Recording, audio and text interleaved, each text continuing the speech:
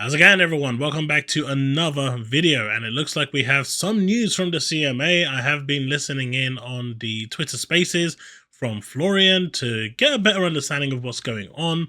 There was a document released. He has actually gone through like a 30-odd tweet extravaganza to explain what's going on, and then went into more detail over at the Twitter Spaces.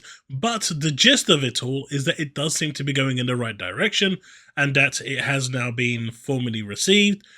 August the 4th is the date that the CMA has set for anyone that wants to make a comment, and August the 29th is still the date that is being prophesized as the end date, which means it would make it in time for Gamescom, where Microsoft could announce all these games coming to Game Pass as a service.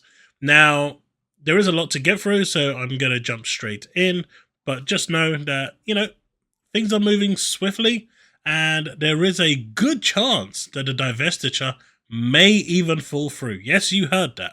There may not even be a need for a Divestiture to happen because of the way that this case has gone on and the changes that have happened, and with Marcus Smith actually making clear that now with Sony having accepted the deal, it really doesn't leave much for the CMA to go on. It doesn't leave them much. And as he said, it doesn't matter what restructuring happens, this deal will go through, because they try to prevent the deal from going through, it would be unlawful, especially based on just the cloud. And therefore, it's going to be interesting to see how these next few days go. It is being fast-tracked. It is going through very, very quickly. The speed that this is actually happening is unprecedented. But with all the parties actually agreeing to it, even Sony, well, it does beg the question, what is the delay? And that is, of course, the CMA. So let's go through it and see what's happening. So, as you can see here, we have the first tweet. The CMA has published 2 documents. A new submission by Microsoft on material change of circumstances in special regions for the CMA to make a new decision. Now, this also includes the changes that occurred with the European Commission, because they actually put in remedies that the CMA had rejected before hearing these remedies, right? So they actually jumped the gun, to say the least, because now what they have rejected isn't the material evidence, because that evidence has now changed. So technically what they rejected is an old submission. That submission has now been amended by the European Commission with remedies, and therefore it's changed. So now Microsoft is pushing forward that, along with other remedies, to make it, to just push the deal through. There's also a notice by the CMA inviting comments, and this is what I was talking about in regards to the 4th of August. And as you can see here, Matthew Vossman, I'm going to give you a nice little shout out for tagging me on this. So thanks a lot for that tag. I appreciate it. Let's get on with it. So as you can see here, in its notice, the CMA explains that such submissions are very rare at this stage. It is extremely rare, because once it's got to this point, it's pretty much a done deal. But as it says, at this advanced stage of the proceeding. Here, however, the CAT Tribunal's guidance at the recent case management made by a key difference, Mr. Justice Smith, particularly emphasized the Sony agreement, and that is the game changer. Everything the CMA relied on was based on Sony. And with the Sony agreement having gone through, because Sony realized that if they continue this escapade, they're going to lose even more if this deal goes through without them signing. And they, to be fair, got a worse deal in the end than they would have got, but that's on them and no one else, because at the end of the day, they tried to ride their luck. They tried to push, the boundaries of what was acceptable, and in the end, they gambled and lost. In light of the guidance provided by the Competition Appeal Tribunal on this specific case, the inquiry group has decided it is appropriate to do so in this case. Now the CMA is inviting stakeholders' comments. Representations made in response to this notice should reach the CMA by the end of August 4th, 2023. That's Friday. It shows that the CMA seeks to resolve this matter swiftly, and it does. It doesn't want this lingering anymore. It's clear that there's talks going on behind the scenes. It's clear that the discussions between Microsoft and the CMA are happening, and that the CMA is now basically, in all honesty, it looks like they've caved already, This is just a formality to basically show that they're the ones allowing Microsoft to make this decision, to make this acquisition. The comment period can be short here, given that all the interested parties are highly familiar. Of course, the main two here is going to be Nvidia and Boosteroid. I know Amazon and Google still exist. Google decided to yeet themselves out of existence as they continue to, shelve and put their apps and programs into the graveyard. I mean, they just put another one in just the other day. Amazon is a weird one here. They can actually get these games if they so want to, because the license is free as per the European Commission for 10 years. And obviously Nvidia here is the key one, because unlike Boosteroid, who can't challenge Microsoft, Nvidia is $1 trillion company, I believe, so they're pretty much they're in a position where they can challenge Microsoft if something goes wrong. And there are heavy consequences should Microsoft break these 10-year agreements. We're talking consequences of up to $20 billion in fines. That's not a small number, no matter how you want to put it. I know people are going to say that Microsoft can easily, they make 70, 80 billion a year in profits alone. $20 billion is still going to piss off a lot of, shareholders. So it's not that simple. So that's a big fine. The notice reaffirms the August 29 deadline for the final order. At the time the CMA's inquiry group set that deadline, the goal was to get it done even sooner. It is a good sign that the deadline remains unchanged, at least for now. It does seem like they might get it done a couple of days sooner, but chances are it's going to go all the way to August the 29th. I don't know when the Gamescom actually is, but I assume they're going to try and get it out before then. For a quick recap, the CAT Tribunal discussed with the CMA and the merging companies that a material change of circumstance enables a new decision, and particularly the Sony deal appeared material to Mr. Justice Smith.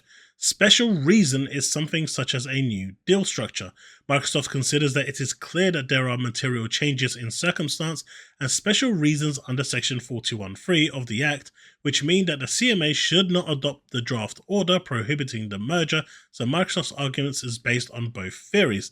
Basically, the European Commission's ruling has introduced new remedies, which the CMA did not consider when they rejected, so that means their actual original decision is kind of not accurate because it's not based on the latest facts and information. And as well as Sony, who was their main opposition to this, who was leading the CMA and the FTC's charge, because they were behind the scenes controlling the CMA and the FTC. I know that's a joke, but it's also kind of not a joke considering how much they were protecting Sony. But considering they have now also caved in and took the deal, this is a big change to the actual overall deal. The first argument relates to the 10-year cloud streaming agreements. A small change there is that the Nware agreement, which was struck after the CMA decision. The more fundamental part of the first argument is the commitment Microsoft made to the European Commission. Microsoft recalls the CMA had doubts about how hard and fast those cloud streaming deals really were, but now there would even be regulatory penalties on Microsoft if the European Commission identified any breach, and there's a monitoring trustee. The monitoring trustee is actually a UK firm. The European Commission made that appointment public last week. Now, over here you can see today the European Commission made a decision dated July 19 public. The approval of UK-based firm Evelyn Partners, I've actually heard of them, as the monitoring trustee in connection with Microsoft's acquisition of the Activision Blizzard. Potentially, the EC coordinated with the CMA to make this happen. But now it's a UK company that's actually, as a trustee, making sure Microsoft does not overstep. Now, I know some people may say, well, if they do overstep, can't Microsoft just move in and do whatever, right? They can buy them out. That's what's going to come from the Sony fans. Well, the reality is, if this company here, Evelyn Partners, decides to go down any shady route, and it is found out, their practice is pretty much dead in the UK. They will never practice again, and anyone in that company will never get a job again. It ain't worth it. Not for the reputation of the company, because the company would instantly die, and the UK, no one will do business with them again. So they're going to be fair. We can almost guarantee that they're going to be fair. And the reality is, if Microsoft step out of line, and the trustee finds them that they have stepped out of line, there's a $20 billion fine waiting for them right there. It's a lot of money. The agreements, which cover 2 of the 5 largest cloud gaming providers, Microsoft being a third, cannot be broken, terminated, or renegotiated without any significant regulatory consequences for Microsoft, in addition to the contractual sanctions. The second argument, and that sequence makes chronological sense, plus it's appropriate to mention a regulatory decision prior to an agreement between private parties, however important it may be, is the new Sony contract for COD. So here, Microsoft can't change the agreement, no matter what it is, without regulatory consequences, and it needs to be in line with the trustees on board. But the COD contract that Sony signed pretty much sealed the deal. The Sony agreement is material change of circumstance and or special reason for reaching a different decision, both in its own right and in combination with the commitments to the European Commission. The Sony agreement ensures that perhaps the most powerful player in the video game industry will have access in the long term to the Activision game it considers most important. Now, if you've watched this far, please do consider supporting the channel by clicking that like button and the subscribe. It really doesn't cost you anything, but it does help the video get noticed. It does help the video get promoted to a wider audience, because that is how YouTube works. There were a few of you that were asking about the join membership. Memberships are now live. Thanks so much. Now back to the video.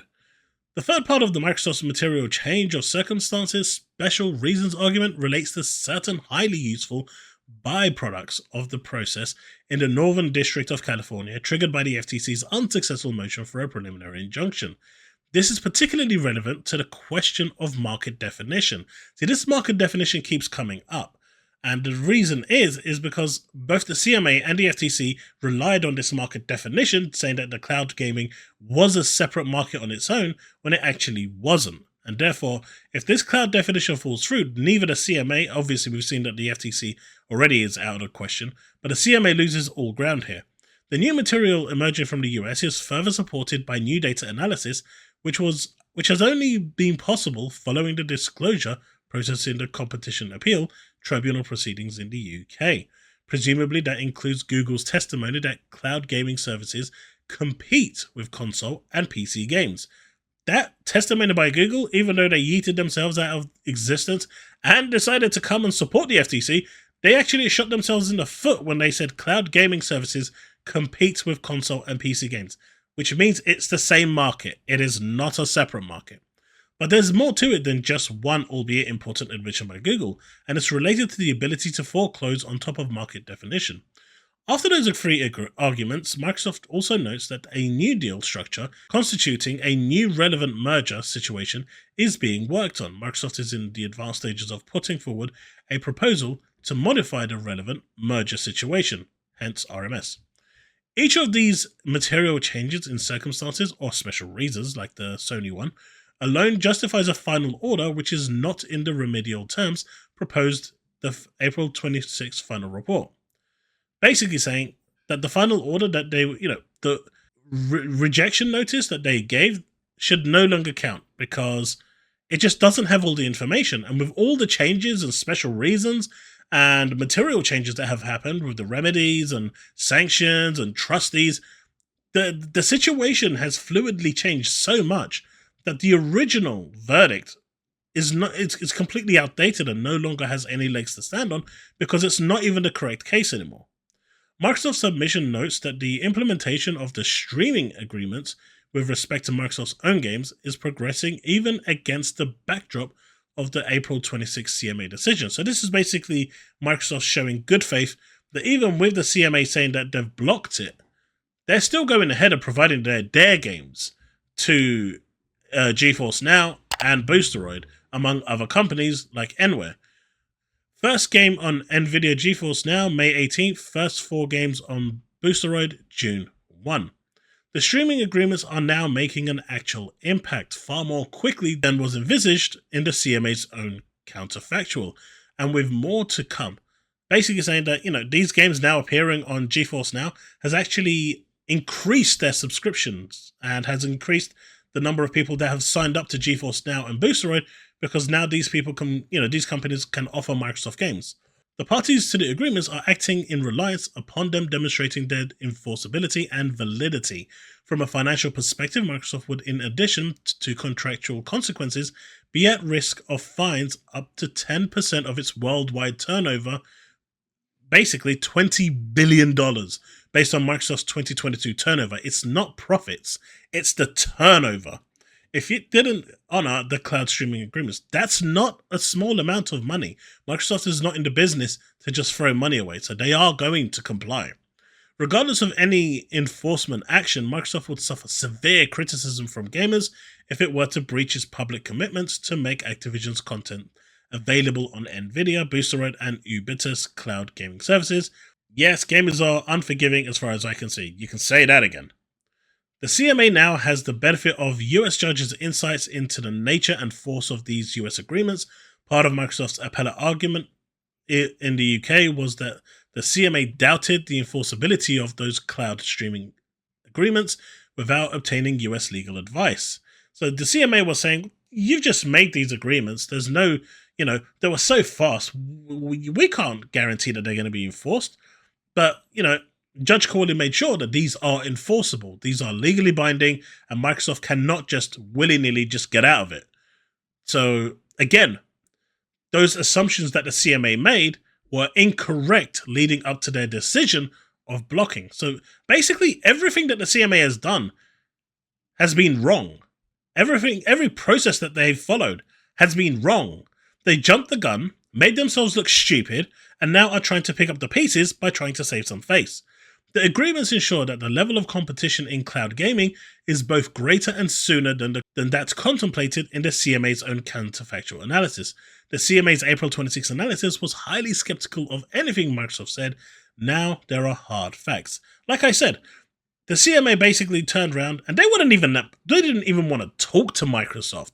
This sort of thing should be taken into consideration by Rishi Sunak, Jeremy Hunt, and among others. The CMA has acted really unprofessionally and, in my eyes, though some may say no, unlawfully. How can you not want to talk to one of the merging parties? How can you reject to talk to one of the merging parties? How unprofessional can the CMA actually get? And, to be skeptical is one thing, but to outright refuse communication? That's poor. That's really poor. The cloud streaming foreclosure analysis must be redone because now there couldn't be a full xCloud exclusive. There's xCloud plus several other services. So a foreclosure of the remaining services would not just drive everyone to xCloud, but some to GeForce Now Boosteroid. So basically what this is saying here, if they decided to make the game exclusive and they renewed that cloud service to GeForce Now and Boosteroid, but they said, you know what, PlayStation, we're just going to cut you out. It's still not foreclosing because it's still available on other platforms. You don't have to go to Xbox to play it. You don't have to go to xCloud to play it. You've got GeForce Now, which is available on PC, and you've also got Boosteroid, Enware, and other cloud gaming services that can play the game outside. So the foreclosure argument, they're not going to make it exclusive. We all know that. They would be shooting themselves in the foot if they did that. Though Sony fans have tried to say that they're going to boycott the game, I'd love to see that try. Some even said that if Xbox gets Final Fantasy XIV, they're going to quit the game. I actually released a tweet today asking if those same people that said that they're going to quit, are they prepared to quit right now? Or are they was it just air blowing up their arse like a wet fart? I'm going to guess it's the latter. Sony is in a strong position to enforce its rights, but generally it is clear that the European Commission, CMA, and FTC, amongst numerous other regulators, would be ready to scrutinize carefully any divergence by Microsoft from its avowed strategy. So basically, what this is saying here is, if Microsoft step out of line, go against anything they say, the European Commission, CMA, FTC, they're all going to be there. And Microsoft, they're going to rip Microsoft apart. Like, literally rip them apart. You don't want all three of them going up against you. These are the three biggest regulatories in the world. You don't want all three of them. The only reason this is actually even now remotely going through is because the European Commission agreed to it. But if all three of them stand as a united front, Microsoft would be in trouble. The screenshot shows that Microsoft important parts of Google Stadia's testimony in San Francisco. The examination was a masterpiece by Wilkinson Steckloff lawyer Anastasia Pastan. The Google witness's name is Dov Zimring. Stadia had several competitors when it launched, right? When you say competitors, I'm not sure what you're describing. Did Stadia have several competitors when it launched? So I think Stadia's, I would say that our perspective was the existing console and PC gaming participants were what represented who we were competing with. That there destroys all the market definition. They're not saying that other cloud, xCloud was their competition, GeForce Now was their competition. No, they were saying the PlayStation, Xbox, and PC was their direct competition. That completely destroys the market definition of cloud being a separate entity. So Stadia competed with consoles, including Xbox, yes. And Stadia competed with PC distribution platforms, yes, such as Steam and Epic. I think that's fair to say. And that right there is why the market definition got thrown out the window. And this person was brought in by the FTC. The FTC destroyed their own case with this one. NVIDIA's video deposition was also helpful in that regard. Mr. Eisler agreed that GeForce Now offers an alternative to downloading and playing PC games locally, but it is still part of the same market. Even Jim Ryan's testimony helped. He considers cloud gaming to be merely a service component of PlayStation Plus, because if he says it wasn't, then the FTC and the CMA are going to turn on to him. So he couldn't have, BS his way around that one. He'd put himself in hot water rather than a platform, and agreed that it is difficult to determine when great cloud gaming will be made available. I think it is made available, and GeForce Now is that platform. It works beautifully.